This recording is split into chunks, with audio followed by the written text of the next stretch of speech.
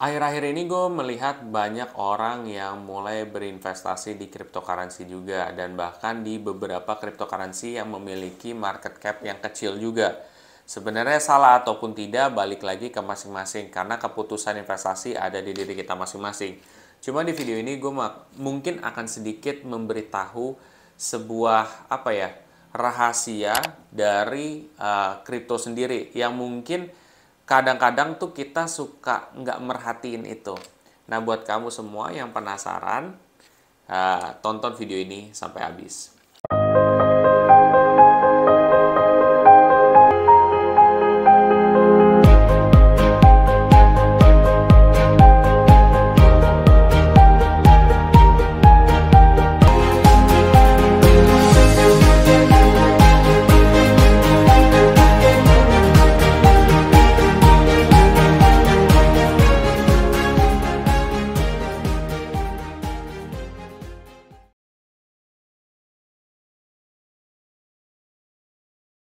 Sebelum masuk lebih dalam, gue akan coba disclaimer dulu. Satu, keputusan investasi ada di diri kita masing-masing. Dua, investasi itu pasti mengandung resiko. Salah satu resikonya adalah penurunan. Ketiga, gue tidak pernah mengadakan titip dana sama sekali. Keempat, gue tidak ingin menjelekkan salah satu oknum atau apapun, karena ini cuman opini gue pribadi. Oke, jadi itu adalah disclaimer gue juga. Nah, oke. Jadi gue ngomongin soal kripto. Nih gue sambil minum ya. Jadi kripto itu apa sih yang menurut gue harus kita perhatikan? Itu adalah dari segi harga. Ya. Banyak orang yang dia menggunakan analisa teknikal dan lain sebagainya. Itu nggak apa-apa, itu bagus. Cuman satu hal penting yang mesti kalian lihat adalah harga. Harga cryptocurrency itu ada banyak. Ada yang dimulai dari 500 jutaan, ada yang 40 juta, 50 juta, 30 juta, ada yang dia mulai dari jutaan, 1, 2, 3 juta.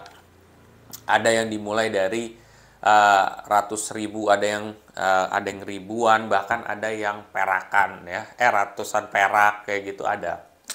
Ya. Nah, cryptocurrency sendiri kalau gue pribadi, gue akan lebih prefer memilih yang harganya lebih tinggi. Harganya lebih tinggi kayak misalkan yang kayak Bitcoin, Ethereum. Kenapa sih? Karena sebenarnya mereka itu lebih kuat. Lebih kuat dalam arti apa? Coba lo bayangin deh. Kalau misalkan cryptocurrency-nya itu dia udah harganya tinggi banget, sekalipun dia turun, ya dia masih segitu-gitu aja.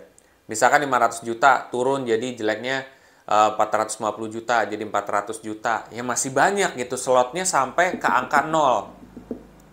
Tapi kalau misalkan lo bayangin, kalau yang harganya kecil, ya harganya itu udah kecil, misalkan berapa ratus perak atau beberapa ribu, itu tuh masih riskan banget gitu. Kalau misalkan dia turun terus mendekati angka 0 kan, ya itu yang bahaya guys. Kenapa gua itu tidak memilih cryptocurrency yang kecil seperti itu? Nah, gue ngerti juga kenapa banyak orang yang milih cryptocurrency yang kecil ya, harganya masih kecil lah. Karena keuntungannya gede gitu, bisa berpuluh bahkan ratusan persen gitu. Iya, tapi kan lo nggak tahu apakah dia akan sustainable atau tidak.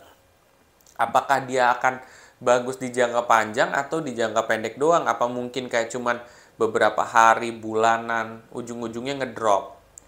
Ya, nah itu yang membuat gue memilih kripto yang gede gitu ketimbang yang kecil. Itu krusial ya. Nah, ini kan hal kecil yang mungkin orang tuh tidak memperhatikan gitu loh secara detail. Dia mikirnya kripto, oh ini bisa naik nih, udah gitu. Tapi nggak sesimpel itu. Ada kekuatan dari harga tersebut juga kayak gitu. Dan semakin kuat harga tersebut, maka dia kalaupun goyang akan lebih cukup stabil lah gitu. Seperti itu. Itu pendapat gue guys. Dan sedikit mungkin membahas juga ya, beberapa akhir ini kan juga memang banyak juga cryptocurrency yang memang dia itu nggak hanya kecil market cap-nya, tapi dia juga ilegal ya. Tapi juga ilegal ya. Gue tidak menyebut spesifik daripada kripto tersebut, lo cari sendiri aja ya. Ntar gue sangkain haters lagi gitu. Konyol banget sih itu. Nah, jadi cari ya di situ. Ada juga kripto-kripto yang kecil dia ilegal. Ada kripto yang kecil juga legal, ada ya. Yang parahnya adalah dia ilegal, terus ditambah yaitu dia. Udah ilegal, kecil harganya, risknya jadi makin gede banget dong. Satu, lo kalau misalkan ada masalah atau apapun, belum tentu akan di backup dari lembaga pengawas. Kedua, ya, lo bisa turunnya drastis. Kalau misalkan kriptonya jeblok banget gitu, bahkan mungkin bisa ada beberapa kripto yang hilang gitu. Nah, itu risknya kan double gitu. Kalau misalkan dari segi lembaga pengawas dia sudah terdaftar dan diawasi kan itu udah satu step aman kan. Tapi masih ada satu resiko lagi nih, yaitu dimana turunnya itu bisa ngedrop parah banget, itu bisa. Nah, tugas kita nih sebagai seorang investor adalah minimalisir resiko tersebut dan mencoba memaksimalkan keuntungan. Risiko itu nggak akan hilang guys, cuman dia hanya bisa tuh dikurangi aja, kayak gitu. Nah, cara kita untuk mengurangi itu adalah satu, analisa di awal, kedua, evaluasi. Itu aja sih. Mudah-mudahan ilmu hari ini dapat bermanfaat juga. Bila mana kamu suka dengan konten ini, kalian bisa share aja ke teman-teman kalian yang lain. Dan jangan lupa untuk subscribe, like, dan komen di video gue. Sampai jumpa di video gue selanjutnya. Terima kasih.